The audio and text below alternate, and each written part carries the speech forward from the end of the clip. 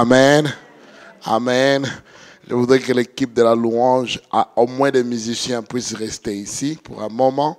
Et on ne sait pas à quel moment le Seigneur va se montrer dans la salle.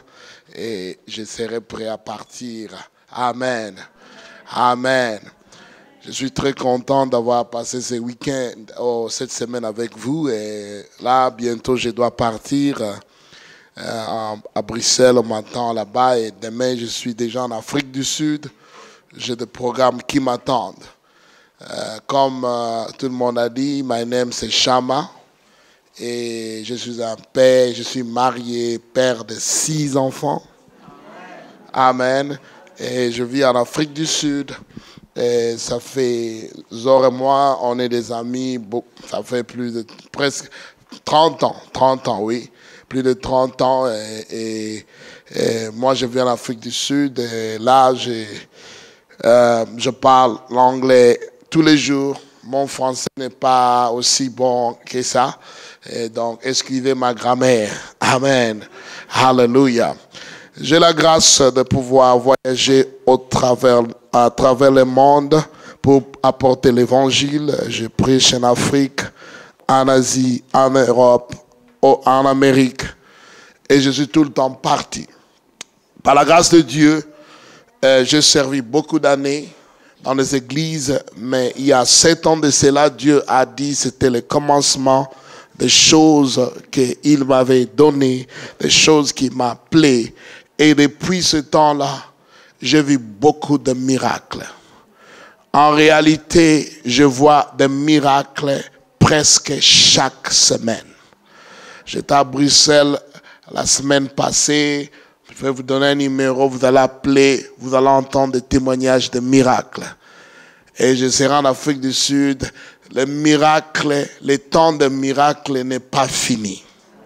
Amen. Il y a la meilleure façon de laisser Dieu s'exprimer, c'est pas nos prédications, c'est son travail. Hallelujah. Et le travail de Dieu est toujours miraculeux. Alors, ce matin, par la grâce de Dieu, je voudrais finir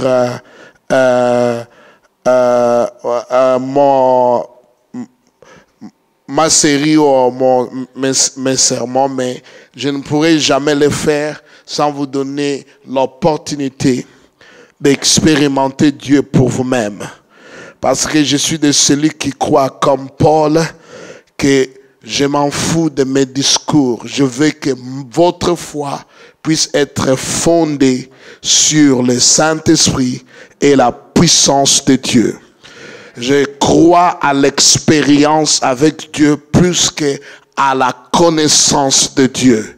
Il y a beaucoup de gens qui ont étudié Dieu des années et des années. En réalité, ils ne connaissent pas Dieu. Ils connaissent à propos de Dieu, ils ne connaissent pas Dieu. Pourquoi? À cause de l'expérience. Jésus n'est pas mort, Jésus est vivant. 500 personnes l'ont vu monter avec son corps, partir au ciel. Et il a fait une promesse, je vais revenir. Amen, amen. Nous ne servons pas un Dieu qui est mort, nous servons un Dieu vivant.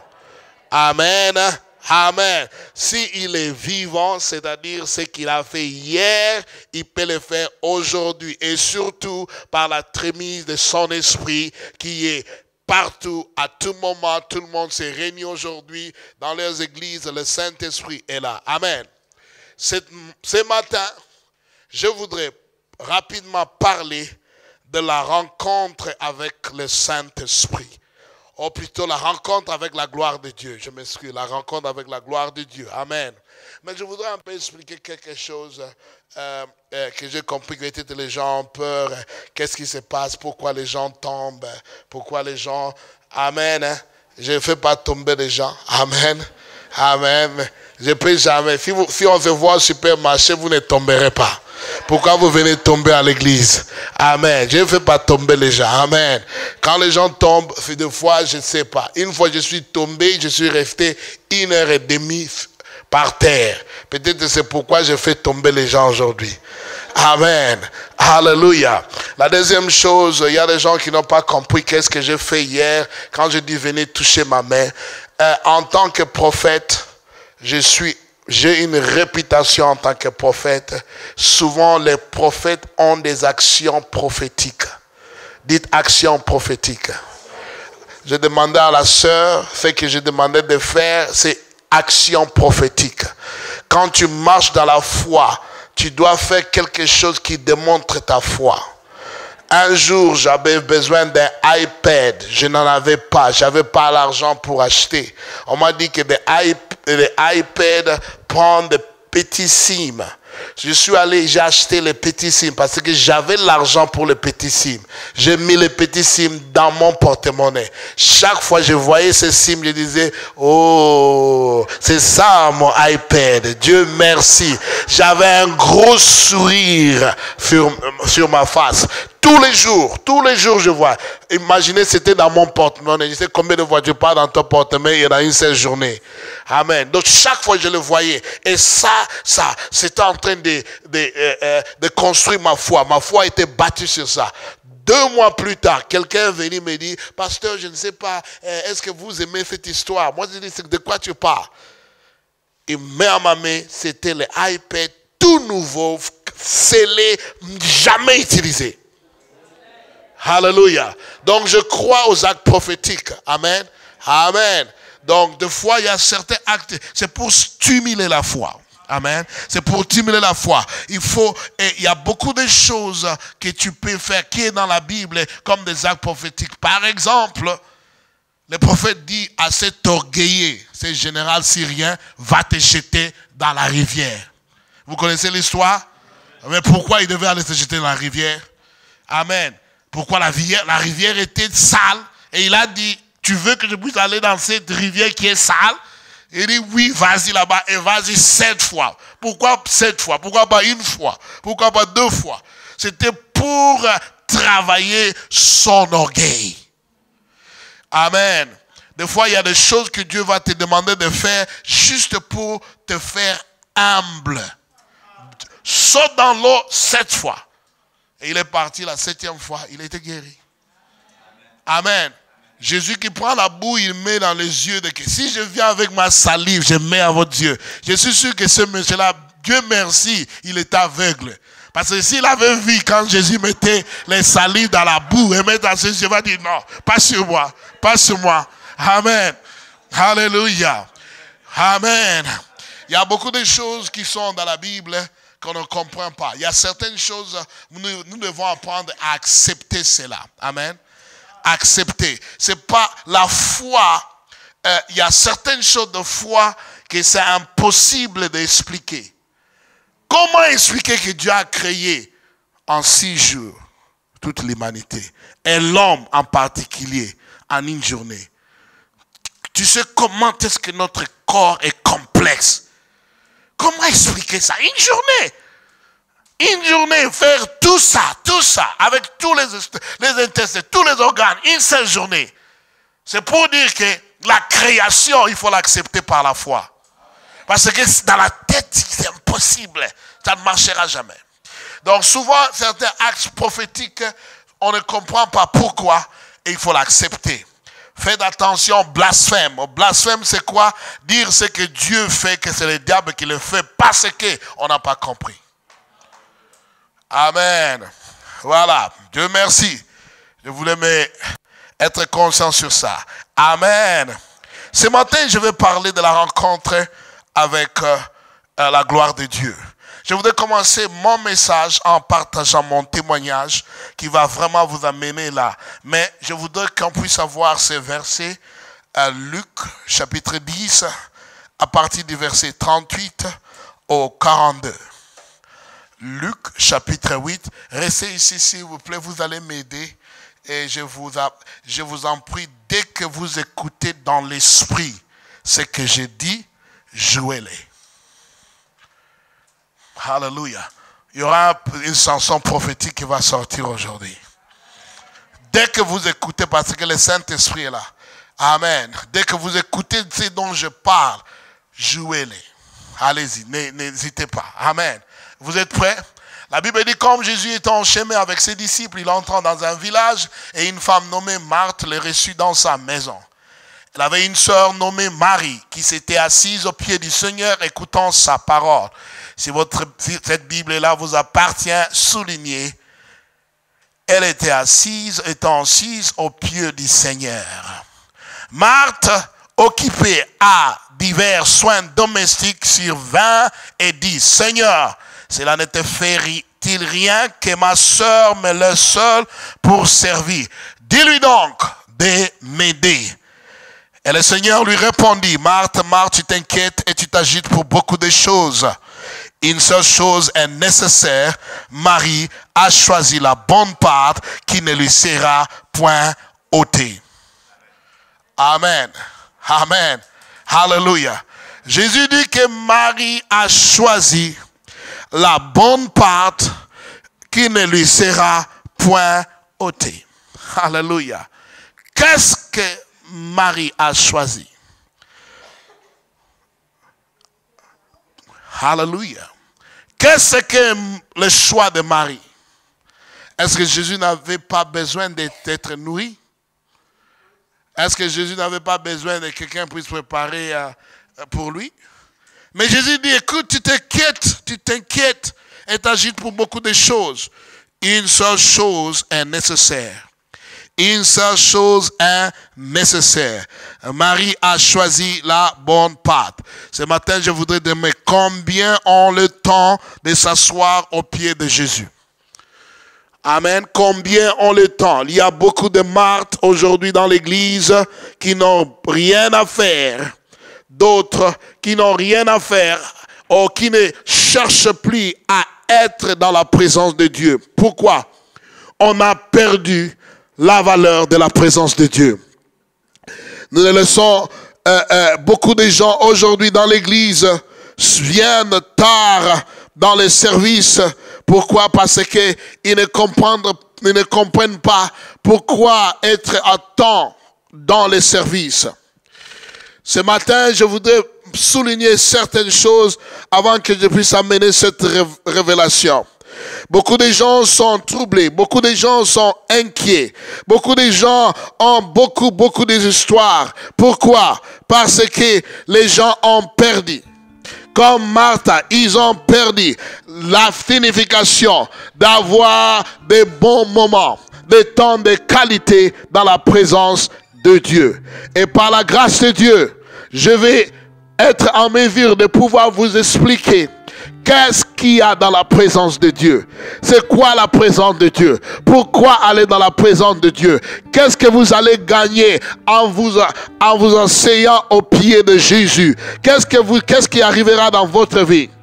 Avant de dire ça, je voudrais souligner aussi qu'aujourd'hui, comme Marthe, beaucoup sont inquiets, tellement inquiets qu'ils n'ont même plus le temps de prier le matin.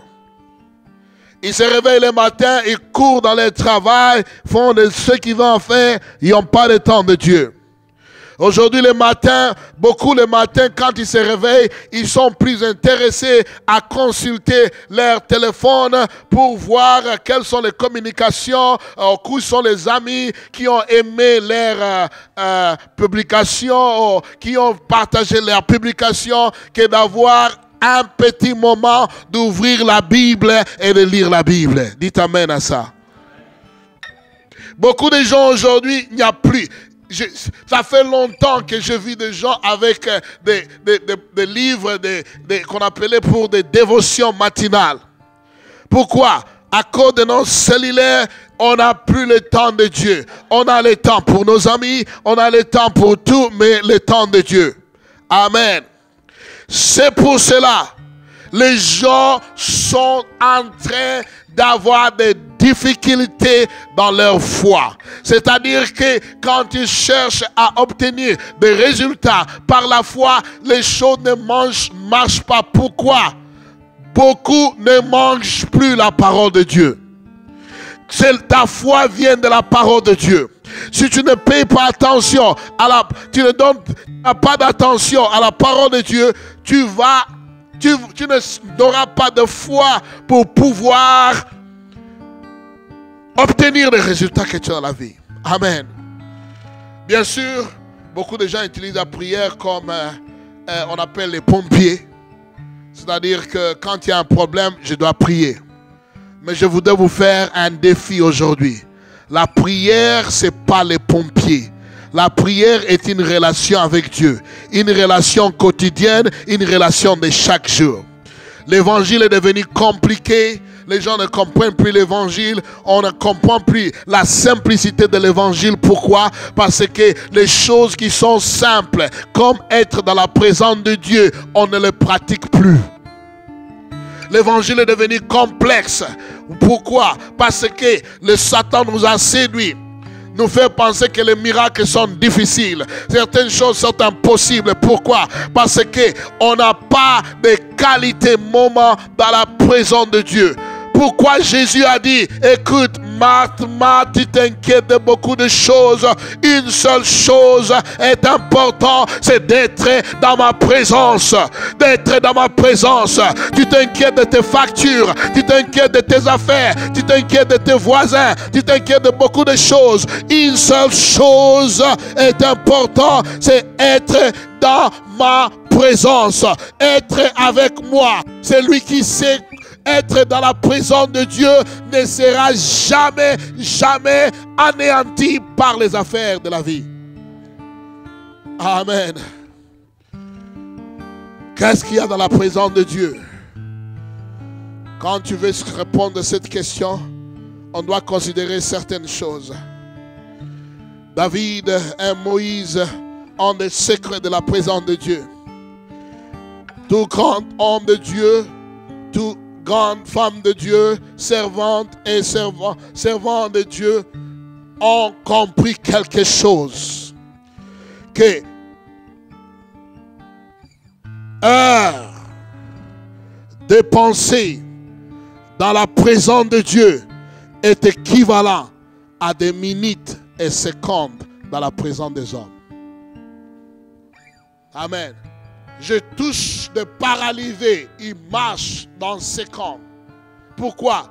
J'ai des heures et des heures et des heures dans la présence de Dieu. Alléluia. J'ai toujours dit à quelqu'un, si tu veux marcher dans le surnaturel, tu dois payer le prix. Le prix, c'est d'être à genoux dans la présence de Dieu. Amen. David, Moïse, une fois, la Bible dit de Moïse qu'il était un homme qui avait cette grâce spéciale.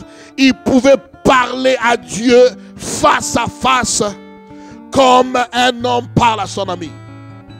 Et une fois, Moïse a dit au Seigneur, dans Exode chapitre 33, verset 13, Exode 33, verset 13, je vais lire rapidement.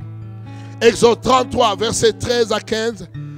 Maintenant, si j'ai trouvé grâce à tes yeux, fais-moi connaître tes voies. Alors je te connaîtrai. Et je trouverai encore grâce à tes yeux. Considère que cette nation est ton peuple.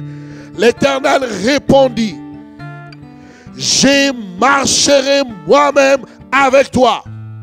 Et je te donnerai du repos. Moïse lui dit, si tu ne marches pas toi-même avec nous, ne nous fais point partir d'ici. Alléluia. Moïse voulait se comprendre comment est-ce que je vais faire des choses, comment est-ce que je vais diriger ces choses, qu'est-ce que je dois faire pour être toujours au point avec tes plans. Dieu a dit, ne t'inquiète pas, assure-toi d'être dans ma présence. Alléluia. Quand tu es dans la présence de Dieu, tout est possible. Dans la présence de Dieu, tout est possible. Je vais dire encore, dans la présence de Dieu, tout est possible. Dieu a répondu, tout ce dont tu as besoin. La seule chose qui est importante, la seule chose dont tu as besoin, sois dans ma présence. Il a fait 40 jours, 2 fois, dans la présence de Dieu dans sa vie. sans manger, sans nourriture. Il avait une face glorieuse quand il est descendu de la montagne. Et à sa mort, Dieu n'a pas voulu laisser son corps visible. Pourquoi? Parce que les Israéliens ont vu beaucoup au travers de la main de Moïse. Ils pourront l'adorer aujourd'hui. C'était pas lui, c'était Dieu. Mais comme il était dans la présence de Dieu tout le temps, rien n'était impossible pour lui. Marie, tu as choisi la bonne part. Est-ce qu'il y a des maris dans la salle aujourd'hui? Que doit dire de David? David était un roi guerrier. Toute sa vie, il était toujours au combat. Toute sa vie, il se battait toujours. Mais il y a une chose que les gens n'ont pas compris de David. David connaissait comment être dans la présence de Dieu. C'est-à-dire, si tu connais comment être dans la présence de Dieu, c'est impossible d'échouer dans la vie. Marie a choisi la bonne part. Quelle est cette part? Être dans la présence de Dieu. Le secret de David, c'était son tabernacle. Il vaut mieux que je puisse être une journée dans la présence de Dieu que 1000 ailleurs. David dit en Psaume 27, verset 4. Psaume 27, verset 4. Je demande à l'Éternel une chose. Je désire ardemment. Je voudrais habiter toute ma vie dans la maison de l'Éternel. Je voudrais habiter toute ma vie dans la maison de l'Éternel pour contempler la magnificence de l'Éternel et pour admirer son temple. Je ne parle pas de ces buildings, je parle de la présence glorieuse de Dieu. Les choses que tu vois en esprit quand tu commences à avoir des bons moments dans la présence de Dieu. À cause du tabernacle. Voyons verset 5. Qu'est-ce que verset 5 dit? Car il me protégera dans son tabernacle. C'est quoi un tabernacle? C'est l'endroit de réunion avec Dieu. Alléluia. C'est-à-dire que David, écoutez, David avait établi un tabernacle où il y avait des gens, des musiciens qui étaient là et chantaient à Dieu 24 heures sur 24. Amen. Les gens ne comprennent pas quel est le secret de l'onction, le secret de la puissance. Il y a une salle dans une petite ville de Madagascar, au bord de la mer. Il y a une chambre là. Dans cette chambre-là, tous les 3 heures, il y a des gens qui vont dedans pour prier pour moi.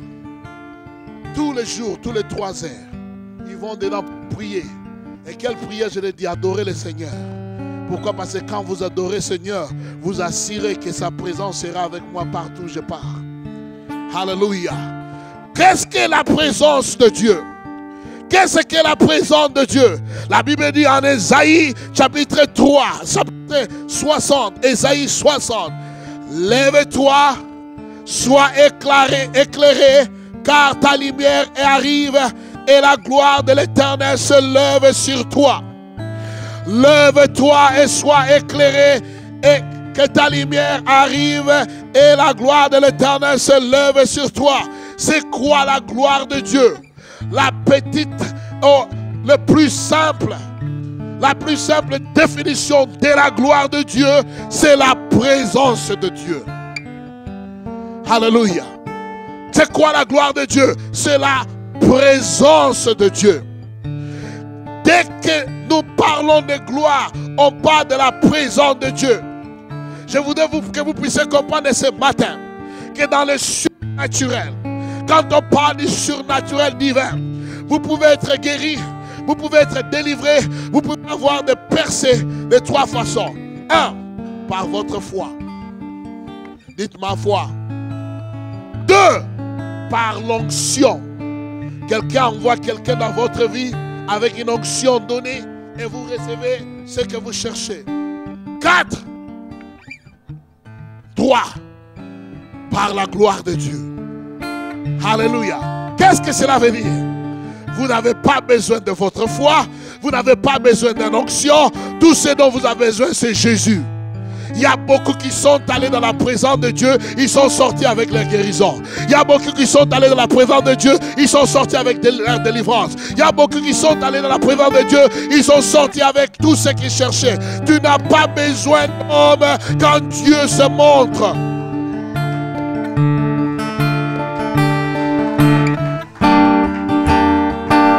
Alléluia. Amen. Chaque semaine, je vois des miracles. Pourquoi? Je ne prie pas, je ne demande rien. Tout ce que je fais, c'est d'adorer l'Éternel. C'est ça ma prière. Tout ce que je fais, c'est ça. J'ai compris, quand tu adores le Seigneur, c'est-à-dire que tu l'attires dans ton temple. Et quand Dieu est dans son temple, le miracle est possible. Alléluia. Amen. J'ai choisi la gloire. J'ai choisi la gloire. J'ai choisi la présence de Dieu. Pourquoi? Parce que je sais que l'onction est limitée. Je sais que la foi est limitée. Mais Dieu ne peut jamais être limité. J'ai vu des hommes très populaires. Et les gens sont allés chez eux qui étaient malades et n'étaient pas guéris. Jamais quelqu'un est revenu de Jésus sans être guéri. On cherche la guérison chez les hommes. Je suis venu dire à quelqu'un ici, va vers Dieu. Va vers Dieu. Entre dans la présence de Dieu. Car dans la présence de Dieu, il y a ta guérison. Il y a ta délivrance. Il y a ta percée. Cherche la présence de Dieu. Alléluia. n'est pas comme un homme qui Dieu a utilisé beaucoup pour amener beaucoup de miracles. Je ne sais même plus compter. Je ne sais même plus compter. Mais j'ai compris une chose. Vaut mieux Dieu que moi. Vaut mieux Dieu que moi. Vaut mieux Dieu que moi. Nous avons créé, nous avons perdu la valeur d'être dans sa présence. Nous avons perdu la valeur d'être dans sa présence parce que nous sommes derrière des célébrités de la Bible. Nous cherchons des célébrités. Je suis venu vous dire ici que nous entrons dans un temps de l'église où il n'y aura plus de célébrités car Dieu est prêt à t'utiliser. Dieu est prêt à t'utiliser. Dieu est prêt à t'utiliser. Le temps des célébrités est fini. Alléluia. Quand l'homme a été créé, il a été créé pour la gloire de Dieu. Dieu crée premièrement l'environnement et puis il crée ceux qui doivent vivre dans cet environnement. Il a créé la mer et puis il a mis le poisson dans la mer. Amen. C'est-à-dire Dieu avait créé la gloire. La gloire, les jardins d'Éden, c'est la gloire de Dieu. C'est la présence de Dieu. Quand Dieu a fini, c'est en ce moment-là qu'il a créé l'homme pour vivre dans sa présence. Écoutez, tu as été créé pour la gloire de Dieu. Dieu nous a créés pour sa gloire. Adam est tombé de cette gloire. Mais parce qu'il avait vécu dans cette gloire. 900 ans plus tard, il était toujours en vie. Pourquoi? À cause du résidu de cette gloire. Parce qu'il avait palpé cette gloire. Qu'est-ce que cela veut dire? Quand quelqu'un connaît la gloire de Dieu, la maladie ne peut pas te tuer. Quand quelqu'un connaît la gloire de Dieu, la pauvreté ne peut pas t'arrêter. Quand tu connais la gloire de Dieu, personne ne peut t'arrêter. Pourquoi? Parce que Dieu est infini dans ce qu'il fait. Amen. Qu'est-ce que la gloire de Dieu? Qu'est-ce que la gloire de Dieu? Comment entrer dans la gloire de Dieu? La gloire de Dieu, c'est la manifestation de la présence de Dieu. Lorsque vous savez comment rester dans cette présence, rien ne peut vous arrêter dans la vie. En hébreu, il y a deux mots qui définissent la gloire de Dieu. Le premier mot, c'est Shekinah. Dites Shekinah. Shekinah. Le deuxième mot, c'est Kabot. Shekinah, c'est S-H-E-K-I-N-A-H. Le deuxième mot, c'est Kabod, c'est K-A-B-O-W-D. Qu'est-ce que cela signifie, Shekinah? Shekinah, ou Shekinah, c'est la manifestation. C'est la manifestation, ou la manifestation visible de la présence de Dieu. Amen. La présence de Dieu est partout, mais la présence de Dieu ne se manifeste pas partout. Quand vous voyez les gens tomber, c'est que Dieu est arrivé quelque part. Il y a des signes qui prouvent que Dieu est arrivé quelque part. Des fois, il y a des nuages, la Bible dit. Des fois, c'est le feu. Des fois, c'est la fumée. Des fois, c'est l'apparition des anges. Il y a beaucoup de choses qui indiquent. L'une des choses qui m'est arrivée un jour, j'étais dans une retraite de prière à partir de minuit. Il y avait un feu qui brûlait. Et c'était l'hiver, il faisait froid. Tout le monde était sous leur couverture. J'ai dit, poussez ma couverture. Le feu brûlait à moi. Alléluia. Mais un jour, j'ai perdu ce feu-là. J'ai perdu ce feu-là. En 2011, j'étais dans une conférence quelque part en Afrique du Sud et un homme de Dieu est venu. Il a parlé du feu. Je me suis souvenu de ce feu. Je connais de quoi il parle. J'ai expérimenté ce qu'il dit. Une fois j'étais là, mais j'ai perdu ça. Aujourd'hui, je veux ce feu. Je veux ce feu. Je veux la manifestation de feu. Et ce soir-là, j'ai eu le feu encore. Parce que je sais de quoi il parlait. Alléluia. Dieu se manifeste. Et quand Dieu se manifeste, c'est ce qu'on appelle Shekinah. Je vais vous le dire et je ne vous mens pas. Dieu n'est pas intellectuel. Dieu est tangible. Dieu n'est pas mathématique. Il peut vous toucher. Vous pouvez le sentir. Vous pouvez sentir la chaleur de son amour brûler votre cœur. La Bible dit quand il parlait aux disciples, ils n'ont pas pu le reconnaître. Mais après, quand il s'est introduit à nous, il s'est dit, voilà, c'est pourquoi quand il nous parlait, il y avait un feu qui brûlait à nous. Alléluia.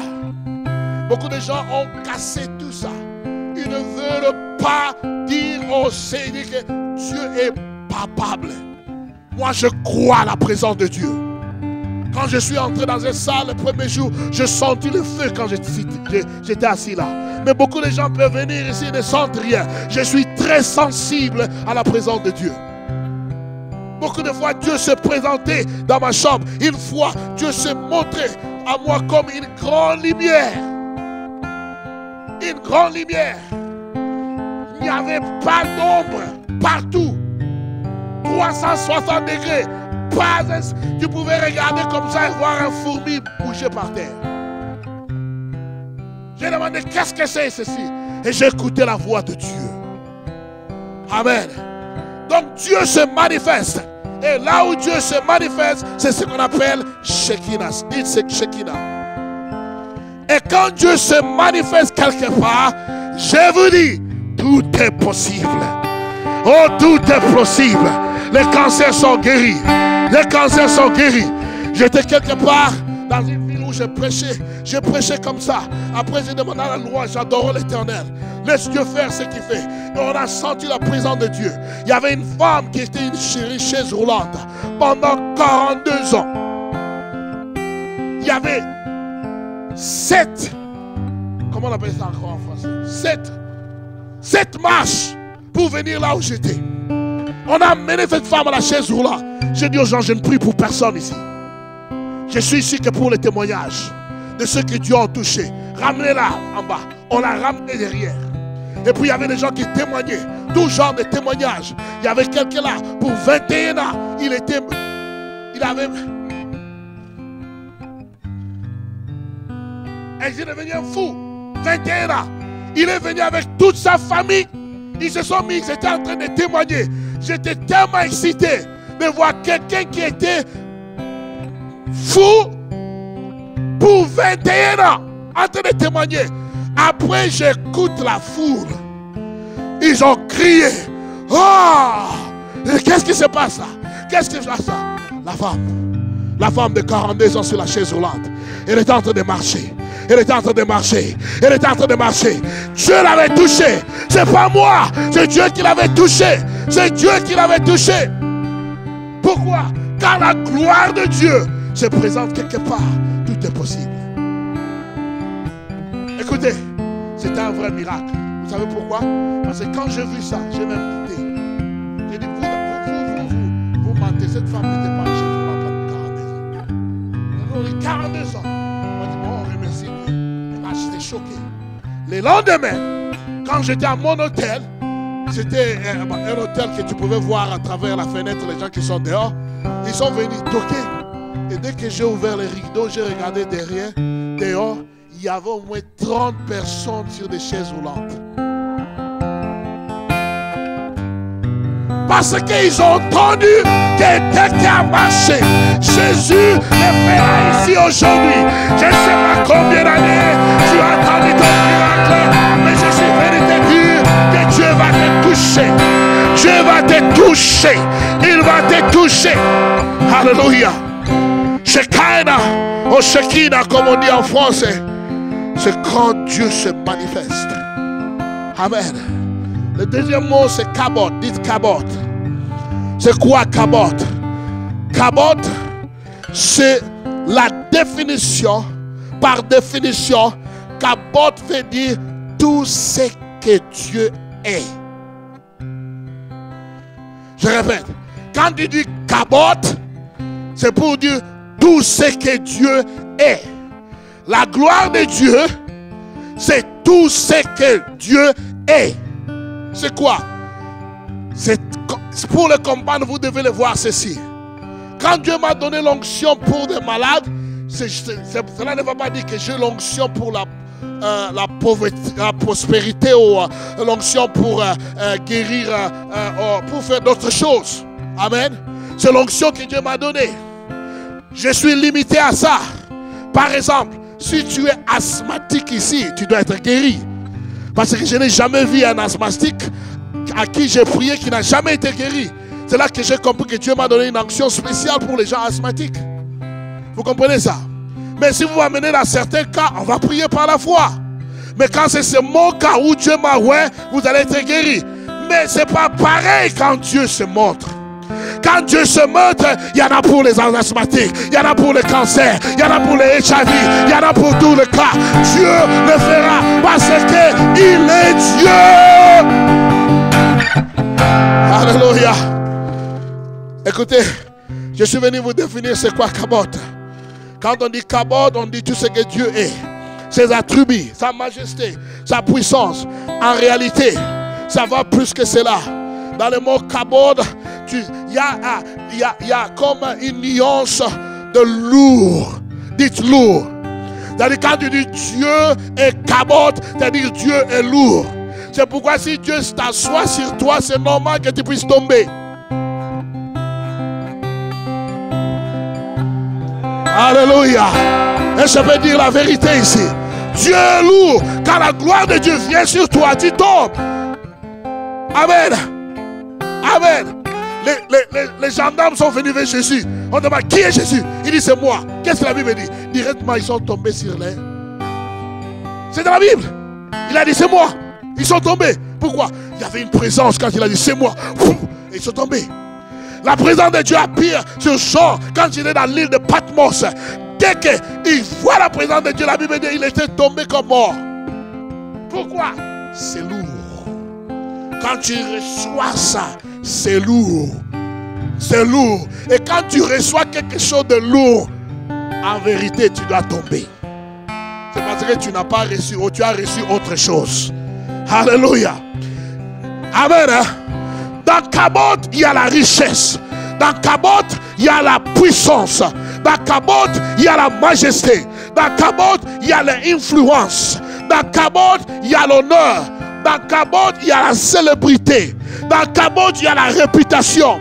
Dans Kabot, il y a la reconnaissance. Dans Kabot, il y a la beauté. Dans Kabot, il y a la magnificence. Quand tu parles de Kabot, un juif va attendre que tu parles de la force. Tu parles de la dignité. Tu parles de la splendeur. Tu parles de l'excellence. Et surtout, tu parles de la sainteté.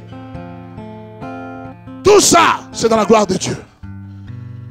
C'est pourquoi vous avez vu dans l'histoire de l'Écriture, il y a beaucoup de chrétiens qui étaient trop saints, mais trop pauvres. Parce qu'ils avaient l'onction de la sainteté, pas l'onction de la richesse. Amen. Il y a des gens tout le temps, ils voient les démons partout. Tu viens, il y a un démon. Tu entres, il y a un démon. Tu sors, il y a un démon. Tu montes. Parce que c'est tout ce qu'ils ont réussi. C'est l'onction de chasser les démons. Alléluia.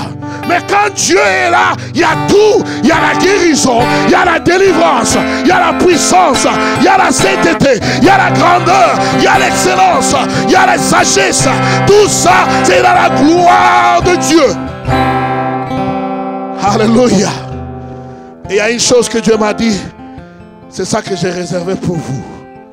Dieu m'a dit, mon fils, dans ma gloire, il y a l'accélération. J'ai dit, Seigneur, qu'est-ce que tu veux dire par là? J'ai dit, Dieu m'a dit, dans ma gloire, il y a l'accélération. Il a dit, Seigneur, montre-moi, qu'est-ce que tu veux dire?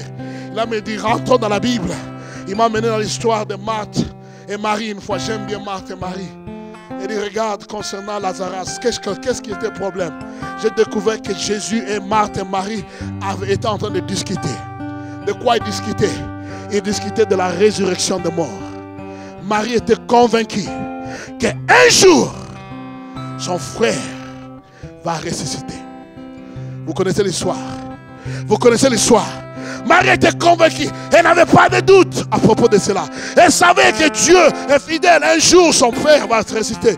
Mais Jésus l'a dit, si tu crois, tu verras la gloire de Dieu. Pourquoi? Je suis la résurrection. Et ici même, il y a la résurrection. Je ne parle pas des choses du futur. Je parle des choses d'aujourd'hui. Quand la gloire de Dieu se montre, ton futur devient ton présent. Quand la gloire de Dieu se montre dans la vie, ce que tu attendais faire dans 10 ans, mais c'est faire en 1000 années. Alléluia. Dieu m'a dit au début de mon ministère, je vais accélérer ton ministère. En 2011, je n'avais personne. Aujourd'hui, 46 églises, plus de 30 000 personnes. Pourquoi? Parce que je connais les secrets de la gloire. Je suis venu dire à quelqu'un ici, tu n'auras pas besoin de 10 ans pour sortir de cette dette-là.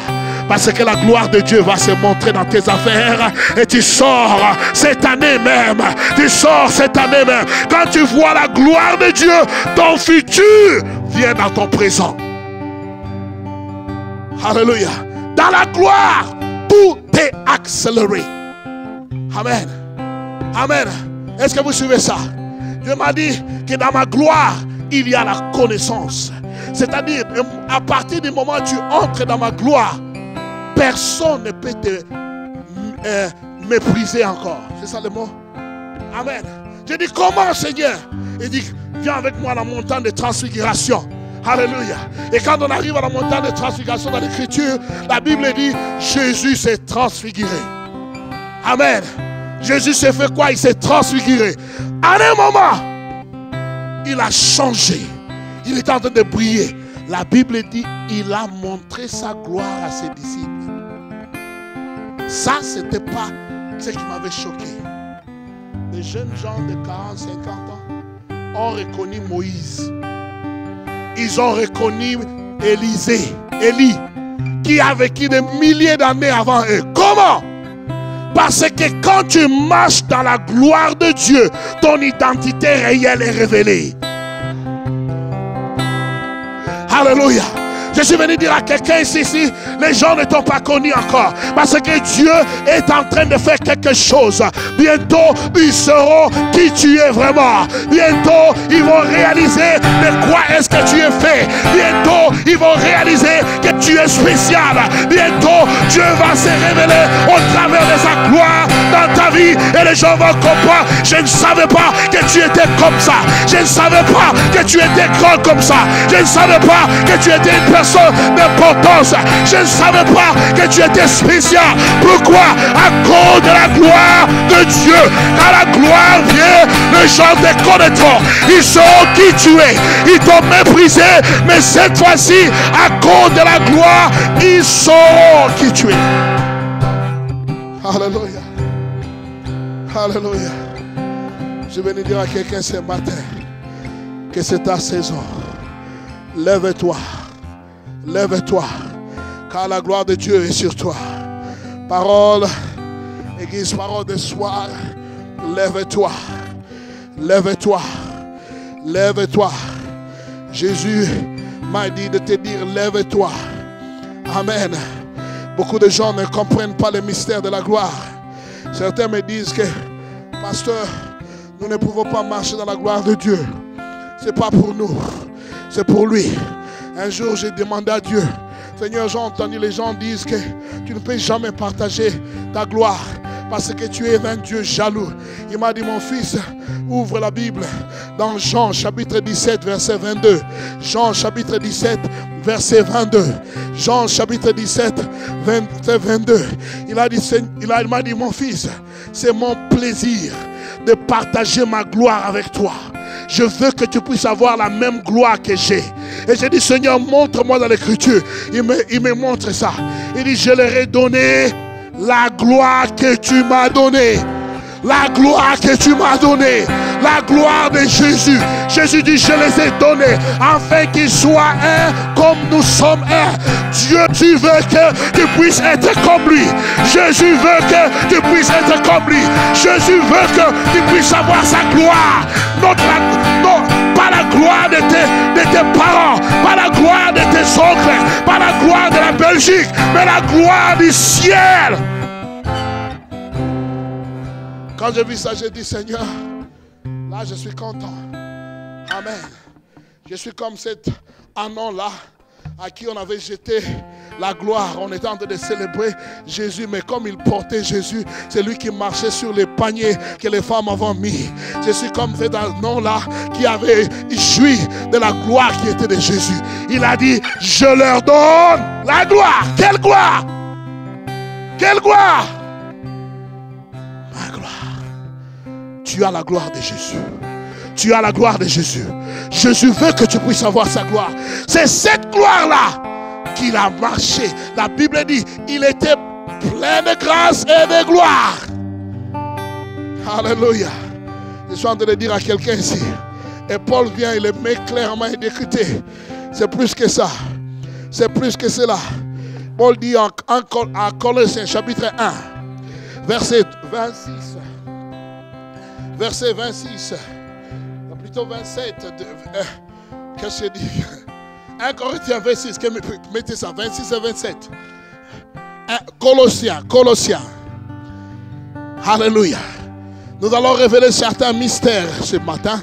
Et nous allons prier. Je sens la présence de Dieu. Je ne sais pas si vous sentez. Je sens une présence.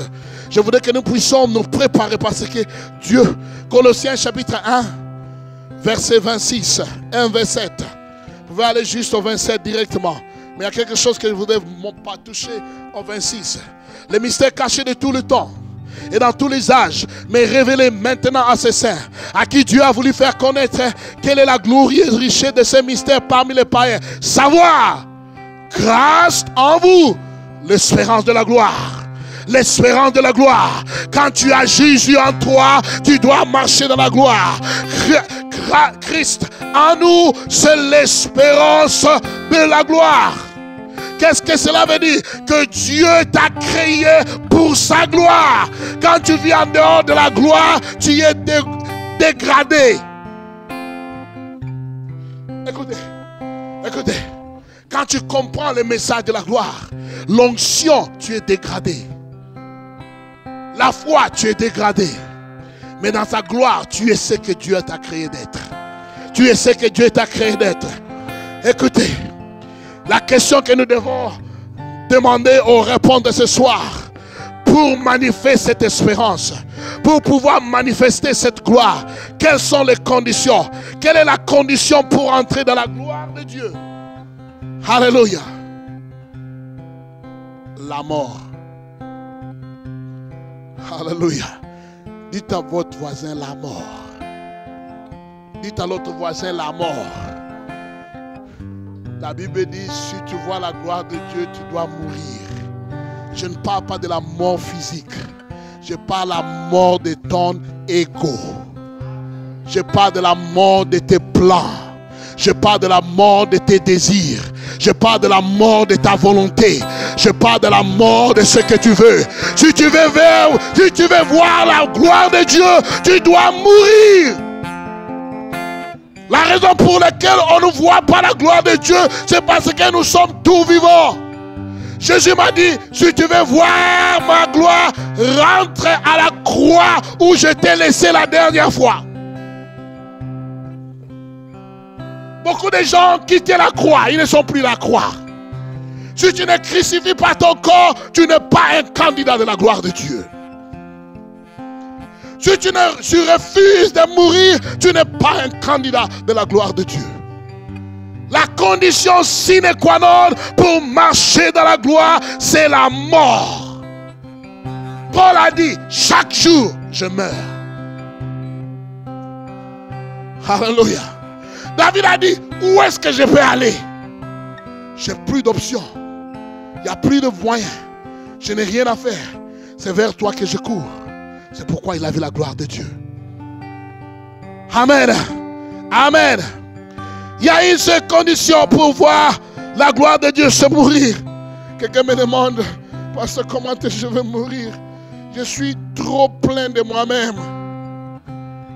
Alléluia. Vous connaissez, il y a des gens qui sont trop pleins d'eux-mêmes. Ils sont tellement intelligents, tellement éduqués, tellement... ils ont toujours des réponses à donner. Alléluia. Écoutez la vérité. Pour mourir, tu dois savoir comment adorer l'Éternel. Si tu veux empty, en anglais on dit empty, te vider, entre dans la présence de Dieu, dans l'adoration, là où tu te vois petit, là où tu vois que tu es rien, là où tu vois que tu es poussière, là où tu vois qu'il n'y a rien de bon en toi. Quand tu connais les secrets de l'adoration, tu sauras que c'est dans l'adoration que je reconnais la grandeur de Dieu. C'est dans l'adoration que je sais que Dieu est grand et que je suis rien. Alléluia. C'est pourquoi Jésus a dit à Martha, tu t'inquiètes de beaucoup de choses, tu cours ici par là, tu cherches des miracles, tu vas partout, tu vas d'un homme Dieu à un autre homme Dieu, tu vas d'une conférence à une conférence, tu cherches l'onction. Moi je te dis, entre dans la présence, il y a Dieu. Alléluia. La rencontre avec la gloire de Dieu est impossible si ce n'est pas un adorateur. Ce sont les adorateurs qui connaissent les secrets de sa présence. La vraie adoration révèle l'existence de Dieu. La vraie adoration permet d'avoir une rencontre avec Dieu. La vraie adoration apporte la présence de Dieu dans ta vie. La vraie adoration ouvre les portes de l'église céleste. La vraie adoration, c'est au nom de Jésus. Tu ne t'adores pas. Tu n'adores pas ton voisin. Tu n'adores pas tes affaires. Tu n'adores pas ton carrière. Adore le Dieu vivant.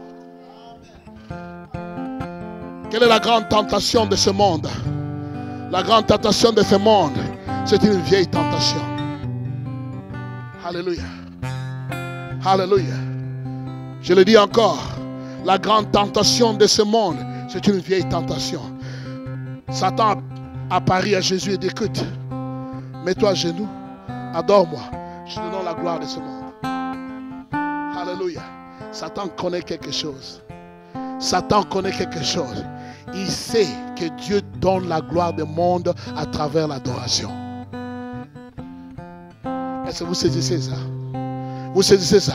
C'est pourquoi c'était une tentation. Jésus dit, je ne t'adore pas. Je n'ai pas besoin de t'adorer. J'adore le Dieu vivant. Car lui vient ma gloire. De lui vient ma gloire. Je ne cherche pas la gloire dans mes affaires. Je ne cherche pas la gloire dans mes études. Je ne cherche pas la gloire dans ma carrière. Je ne cherche pas la gloire chez mon petit ami. Je ne cherche pas la gloire chez mon mari. Je cherche la gloire dans la présence de Dieu. Car c'est lui seul qui peut me donner la gloire. C'est lui seul qui peut m'amener à la gloire. Alléluia. Je vais finir en disant ceci. Pourquoi je l'adore? Je l'adore pourquoi? Parce que dans sa présence, il y a ma protection. Dans sa présence, il y a la sécurité. L'Afrique du Sud, vous écoutez beaucoup d'histoires. Ça fait presque 20 ans en Afrique du Sud. Je n'ai jamais été agressé. Beaucoup des amis, beaucoup de gens que je connais ont été agressés. Écoutez, il n'y a pas plus de sécurité que la présence de Dieu. Alléluia.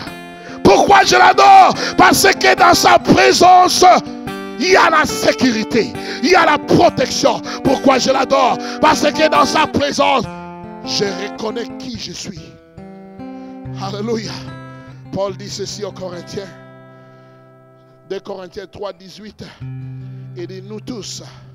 2 Corinthiens 3, 18. Je vais finir là. Je voudrais que vous puissiez changer en adoration maintenant. Je sens que Dieu veut faire quelque chose ce matin. Je ne suis pas venu pour prier les gens, Dieu va les faire. Je ne suis pas venu pour prier pour les gens, Dieu va les faire. 2 Corinthiens 3, 18 dit nous sommes tous, nous tous qui, le visage découvert, contemplons comme dans un miroir la gloire du Seigneur, nous sommes transformés en la même image, de gloire en gloire. Alléluia.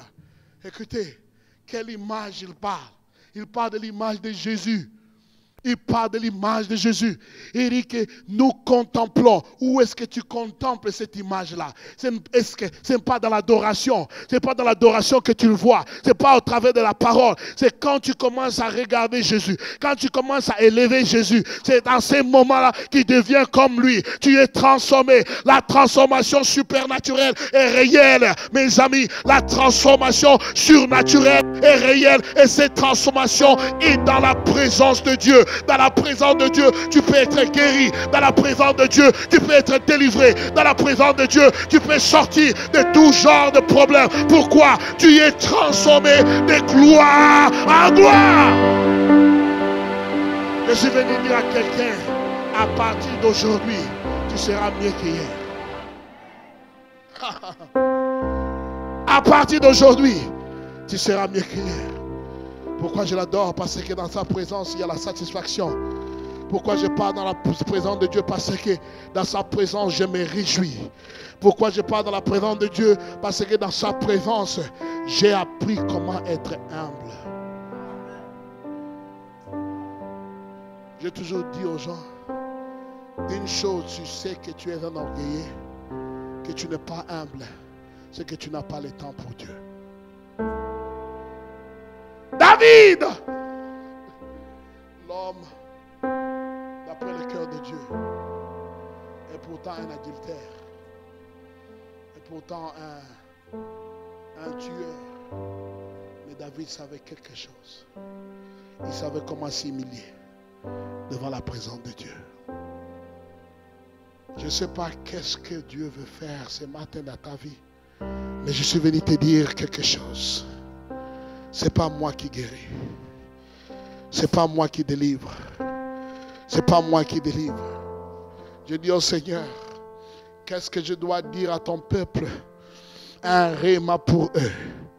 Le Seigneur m'a dit de te dire, dans ma présence, il y a ton repos. Il y a ton repos. Il y a ton repos. Beaucoup de gens ne se reposent plus. Ils travaillent trop dur. Ils marchent, ils partent, ils sont toujours partis en train de courir et courir et courir. Ils n'ont pas le temps de se reposer. Écoutez, je vais vous dire, je dors des fois 4 heures, mais tu ne me verras jamais comme quelqu'un qui est fini. Alléluia. Tu sais pourquoi? Parce que je sais me rafraîchir dans sa présence. Le meilleur repos, ce n'est pas à la plage.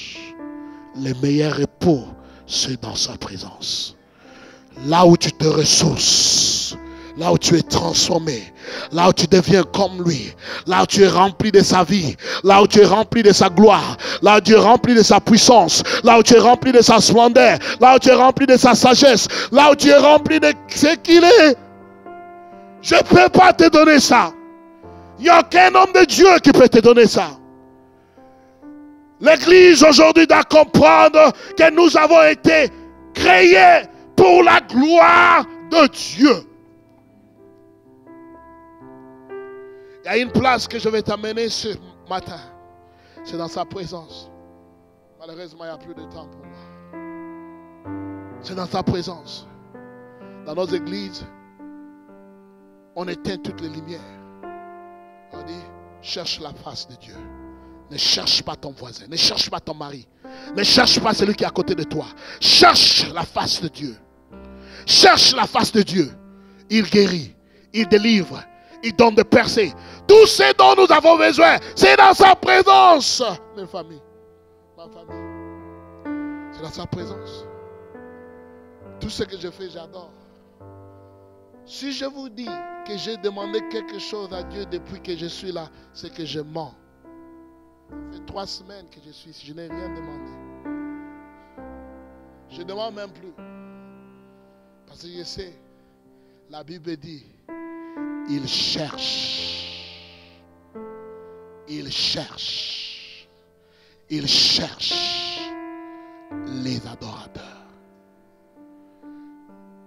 Je ne sais pas où Satan t'a emporté.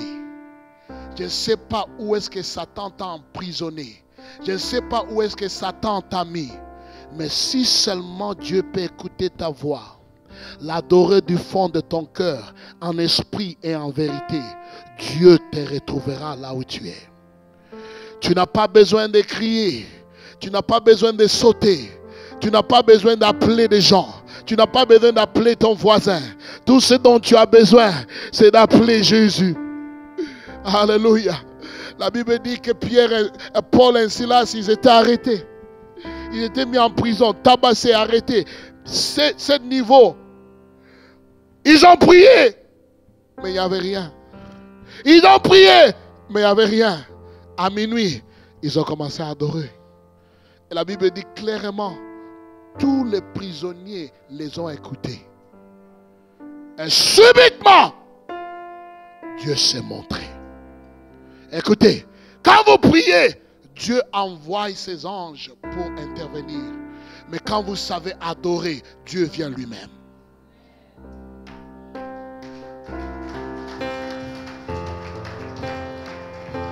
Je ne suis pas la réponse à ta prière. Je suis qu'un messager. Dieu a la réponse à tes prières. Là où vous êtes, je voudrais que vous puissiez fermer vos yeux. Mettez-vous debout dans la présence de Dieu.